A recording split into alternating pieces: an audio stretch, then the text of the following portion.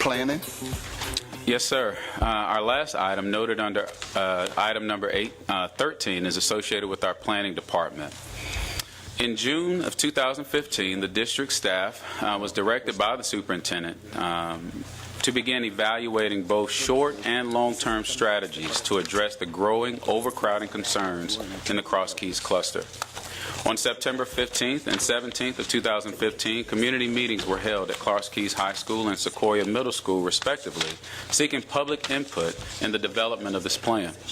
Initially, district staff proposed creating 4th and 5th grade annexes as a short-term option for next school year.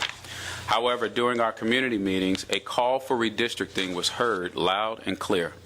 A few months later, we initiated the redistricting process at the direction of the superintendent by conducting 2 public meetings on January 14th and 19th at Sequoia Middle School and Druid Hills High School, respectively.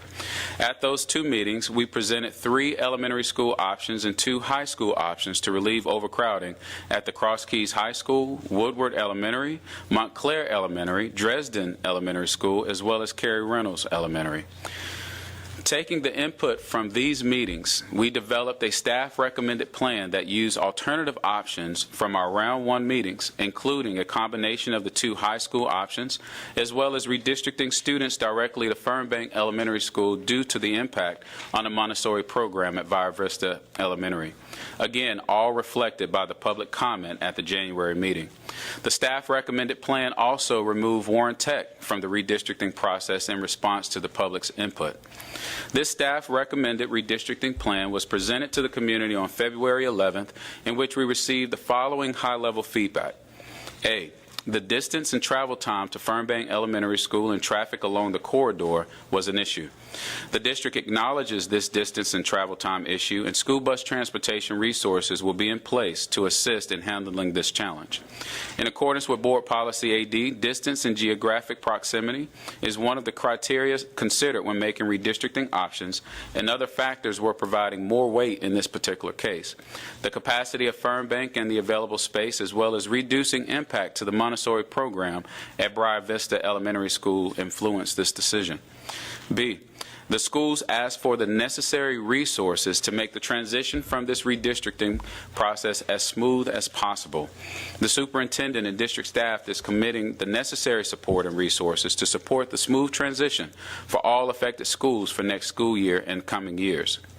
And lastly, there was a concern that the capacity at Fernbank Elementary School and Chamblee High School would be fully utilized and would limit the amount of additional school choice at these campuses. Based on our calculation and projections, neither school will be over capacity for the next school year. Based on the public's input, to include more than 1,400 comments from more than 1,900 participants in 5 public meetings since September of 2015, the superintendent is recommending the following short-term plan to help alleviate overcrowding in the Cross Keys cluster. A, and you have maps that have been provided for you, and this information is shown graphically on those maps as well. A, redistricting approximately 61 students from Woodward Elementary to Via Vista Elementary. B, redistricting approximately 269 students from Montclair Elementary School to Fernbank Elementary. C, redistricting approximately 394 students from Montclair Elementary to the former International Student Center. D, redistricting approximately 444 students from Dresden Elementary to Montclair Elementary School. E, redistricting approximately 301 students from Cary Reynolds Elementary to Dresden Elementary. And lastly, redistricting approximately 232 students from the Cross Keys High School to Chamblee High School. The superintendent's recommendation will result in approximately a net reduction of 30 portable classrooms in the Cross Keys cluster and a significant reduction in overcrowding for next school year. While we heard comments arguing for the district to do nothing, simply doing nothing or maintaining the status quo is not an acceptable option given the current and future overcrowding concerns we're facing in this area. The district's proposed long-term options will include for the design of 2 new 900-seat elementary schools under our proposed SPLOST program, which will result in the need for future redistricting to help balance student enrollment across the cluster and the region. Additionally, the district is currently launching its secondary school feasibility and planning study, which will look specifically at the need for additional middle and high school capacity, not only in the Cross Keys cluster, but throughout the entire school district. Our public engagement process for this initiative will commence this month, and results from this study will be provided to the full board and community later this fall. With this, item 13A requests the Board of Education approve the recommended school attendance areas as shown on the elementary, middle, and high school attendance maps in support of the superintendent's recommended redistricting plan to help alleviate overcrowding in the Cross Keys cluster effective July 1st, 2016 for the 2016-2017 school year. Mr. Chairman, subject to any questions you or the board may have, we also recommend that this item be placed on tonight's consent agenda. Thank you.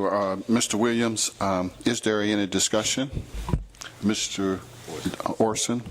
Yes, thank you. I think it's important to note that this has been a long-standing issue in the Cross Keys cluster that was left unaddressed by all of our predecessors for a very long time.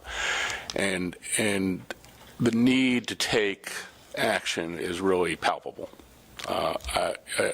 There's no way to avoid that, and the fact that we haven't done anything is really, as a district, really reprehensible. And much of what is proposed is taking place, quite frankly, in my district, between elementary schools that would be the sending schools or the receiving schools. And I want to note, because I know that these issues can be very emotional, they can be they're really fraught with all sorts of thoughts, good and bad, about what's going on, that particularly with regard to the receiving schools, Briar Vista and Fernbank, they've gone on the record, their parent leadership, of wanting to be partners in this process and to participate in trying to alleviate the overcrowding issues in Cross Keys. And, I have politically taken a lot of heat at times in terms, particularly with regard to Fernbank, since my kids had gone there and I live in that district. But I think it's commendable that the parent leadership in those two schools have stated affirmative. In fact, the Briar Vista community asked for more, and quite frankly, you couldn't figure out how to engineer more kids into the school.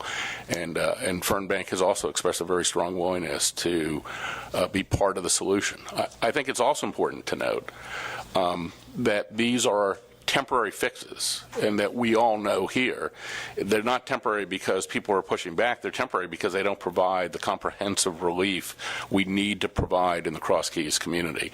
And hence my comment earlier, you may have been out of the room, about or just come back in, about item A under 11 is a very important kind of marker about what we're doing. And one thing I would like to ask beyond this agenda item, I think it's important that we be willing to commit to building those schools with or without SPLOST passing. I think looking at our general funds and the ability to float, certificates of participation, that I think SPLOST is very important, and we want to make every effort to ensure it passes, and I don't want to undercut that. But at the same time, I think there should be nothing that precludes us from moving forward on building those two 900-student schools, because to the point you raise, which are some of the advocates for doing nothing, were embedded somewhat in the conversation about where you're only providing relief to a segment of the population, others are going to be left in still very crowded schools.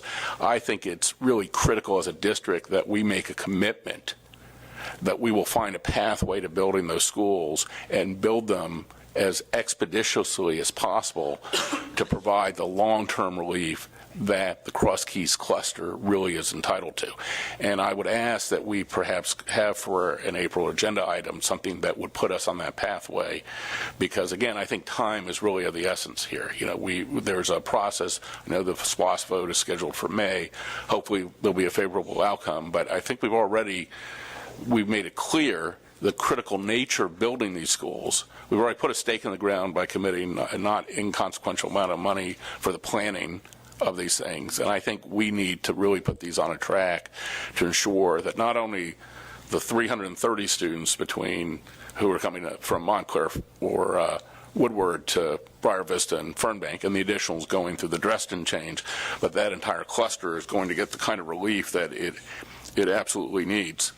The last part, and again, this is something we've obviously discussed, and I appreciate you're making the point, but I want to emphasize, is that we need to ensure that the resources are available, not just kind of at the minimal level, that is, we have buses to get students from one place, but to ensure success in the building that these students are coming to. I think the sentiment expressed by both the Briar Vista and Fernbank communities was they want to ensure that the ultimate experience these students have who come into the building is one that is geared towards having a successful educational exercise and experience, and that we ensure that not only for the students coming in, but obviously continuing for the students who are there.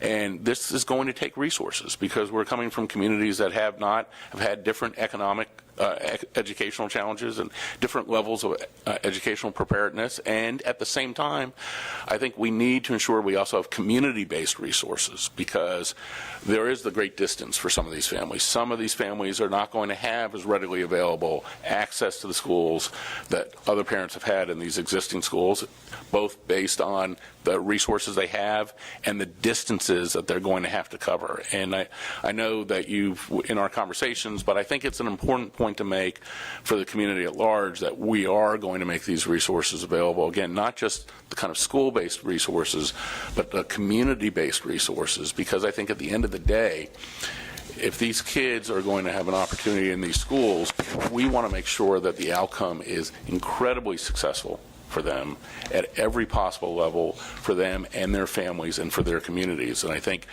this is something different. I mean, we've had a history before, again, none of us have been here that long, of at times redistricting, reassigning kids, kind of throwing them in and saying to the local schools, hey, good luck, here's your additional X number of students. And I know that this administration is committed to a completely different pathway. I appreciate that. I trust in that. But I also want to make sure that our communities understand that the execution of this plan, not just the design of the plan, is going to be different than what we have seen in the past, and what we're going to step up to meet the challenges that, based on just the large numbers and the distances and the community resources that are necessary for a successful outcome for all our students. I would like to make one comment, and Mr. Orson, you made one prevailing statement relative to the execution of the plan. I fully support the execution of the plan, but certainly I do not want to personally put the SPLOST issue in jeopardy from the standpoint of the way the citizens may view the SPLOST, because we need to apply much pressure as possible on the community that we need the money to build these schools and complete the whole plan. And certainly we don't want to jeopardize that by giving other options, but I believe that we should take that option up in June at the appropriate time, and I do think you'll have the support to do that. But I think strategically it would be best to do it that way, and from my own personal point of view. Can I just respond for a minute? And I do appreciate that. In the context in which I said it, it's a tricky proposition, and I am fully supportive of the SPLOST. I have been in the past. I've been an active participant as an advocate of that. And I think, and we have built into the SPLOST plan a recognition of trying to move in an expeditious fashion, if this gets passed, to build these schools in terms of our bonding authority, if I understand it. I just think it's important, whether it's a formal item, that we are going to stand very clearly with the people in the Cross Keys community that we're going to do whatever it takes to solve a long-standing and neglected problem that has transcended and gone through. We've had 4 SPLOSTs, and we haven't addressed that problem, and that while we are going to stand 100% behind getting SPLOST, we're also going to stand 100% behind solving and addressing the issues in a community that has for too long been neglected. Yes, and Mr. Orson, I think you know, and I think this board knows, I think this community knows my sentiments on and why. And there's a reason why the Cross Keys situation is at the top of the top priority, and why the resources are being devoted to that, because we have a moral and ethical obligation to address something that's not been addressed for quite some time, and I'm committed in that way. But I do want to make sure that the viewing public and those who are in this room know that the SPLOST and the effort to accelerate this plan, there was a plan in place. I just put the plan on steroids by saying we're going to advance it even faster than we had because it was too slow. And SPLOST allows us to continue that acceleration, so that SPLOST and our effort to address the Cross Key situation, they're inextricably tied together. And will allow us to continue at the rate. If we slow down, we'll fall behind because we're chasing a growth pattern that's already headed towards Sequoia and the middle school right now.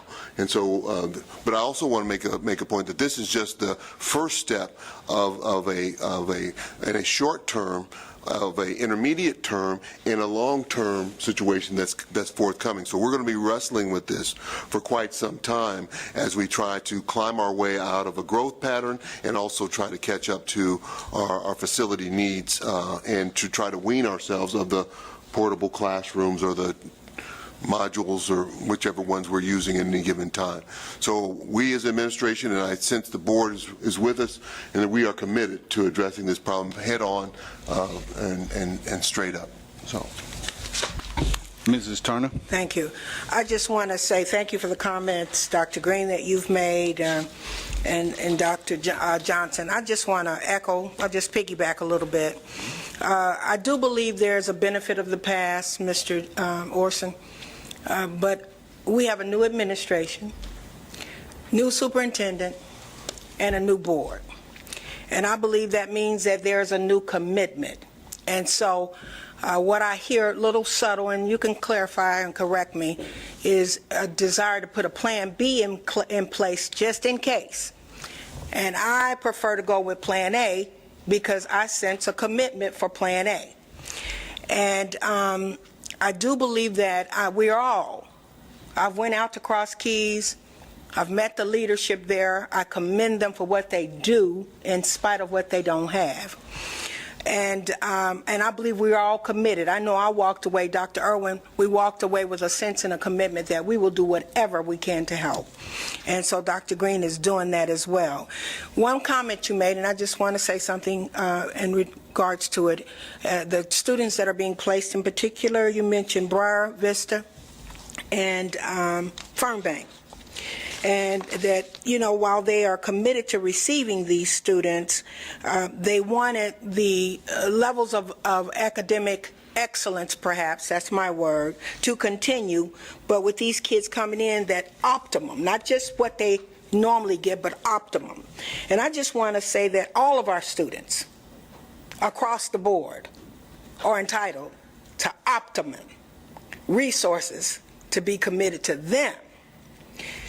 So not just one place that enjoys a wonderful reputation in our community, but every student that is not even listed here, their schools are not here, I'm expecting, like I believe all my colleagues sitting on this board is expecting, that they will get optimum learning resources in their classrooms this coming year too. Not just in one segment that continues to enjoy a phenomenal reputation in our community, but we need to bring our kids up.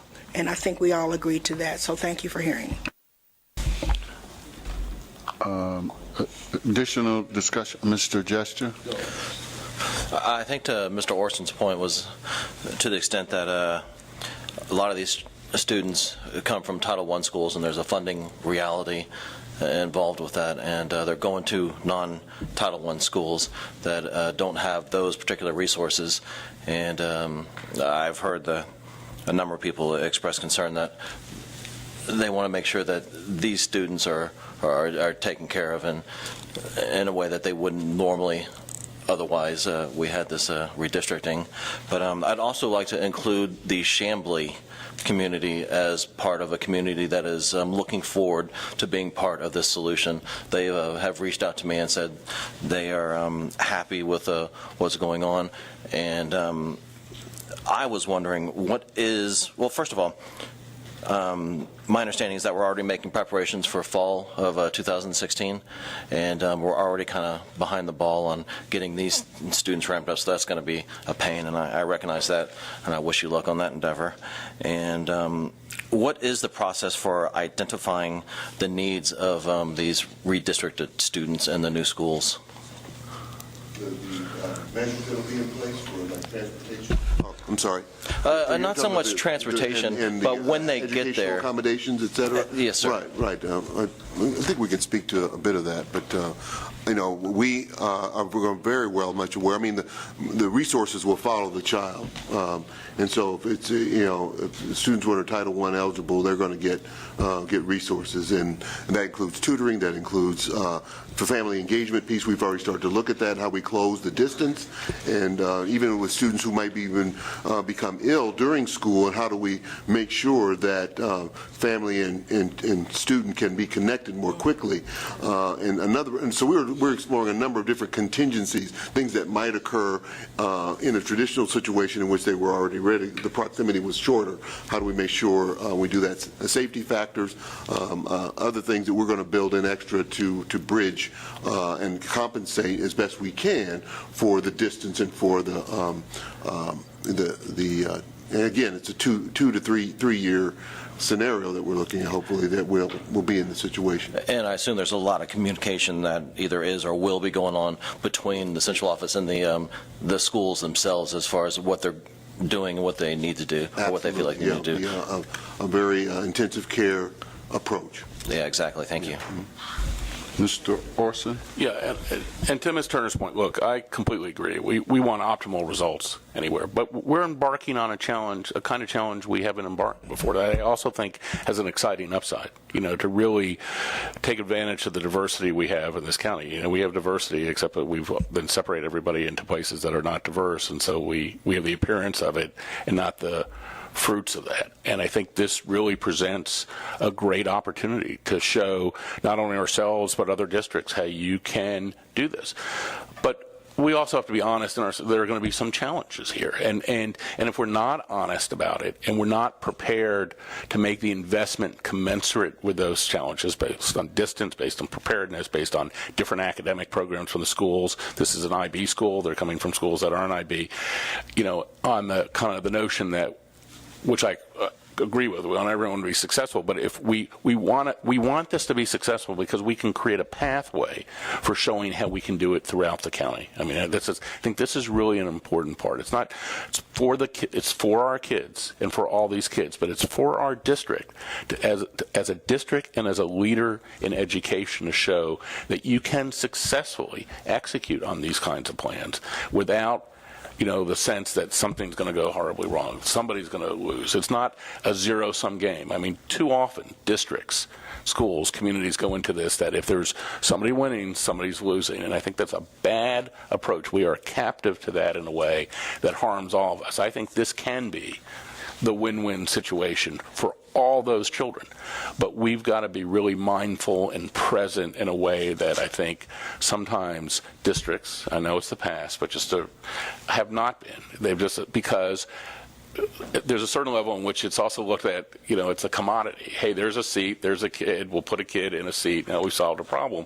And that doesn't really attend to the whole child or the whole school. And that's all sort of my point here is this, I think, this is an interesting and great and exciting opportunity for us, not only for these kids, but for our district. But it's really important that we execute at the highest level possible to make sure they're successful and we're successful in doing it. Thank you, Mr. Orson. Mr. McMahon? Thank you, Chair. So just to clarify regarding the maps, we're being asked to change the attendance areas for these schools from elementary all the way through high school, correct? Correct. What you have is you have three. Not middle? Yeah, you have three maps. Right. The elementary school has changes. The middle school map is the same map as the middle high school map that we currently have. But because we're making changes to Cross Keys and Chamblee, we need a separate high school map. So that's why you now have three maps total.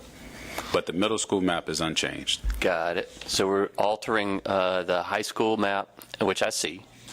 Are there any other changes to any other attendance lines that it's just the elementary and the high school? Correct. And those changes are documented in the superintendent's redistricting plan for elementary schools, as well as the plan that was presented for high schools. Those are the only changes to the maps that you'll be voting Right. on I was tonight. just clarifying the specificity of the changes, limited just to this attendance. Correct. Yeah, just first step.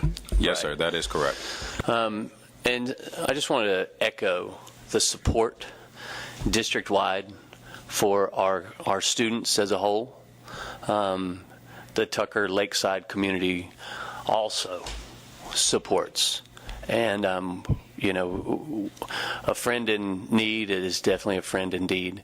And we'll be there for them. But I will say this, I look forward to our budget process for next year, because this was another wrinkle, right? This will be another, it'll be an allocation of resources for us to come together and make sure that our kids are taken care of. And I look forward to that process. And that will be a deep dive and something that we hadn't done, right, in a long time. So I appreciate it. Thank you for your hard work. Thank you for your leadership, Dr. Green. And I look forward to supporting all of our students, specifically in addressing this issue right here that has been long, 20 years overdue. Thanks. Before I call for,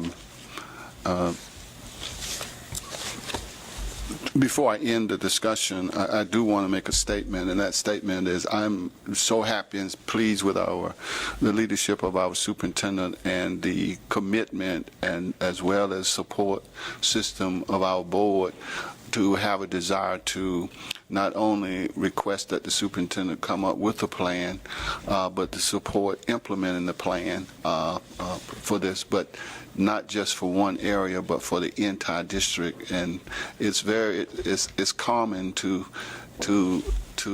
view the full board and how they look at improving the entire system, and that's very important. And I want to, with that said, is there any opposition to placing this item on the consent agenda for this evening? Hearing none, this item will be placed on the consent agenda for this evening.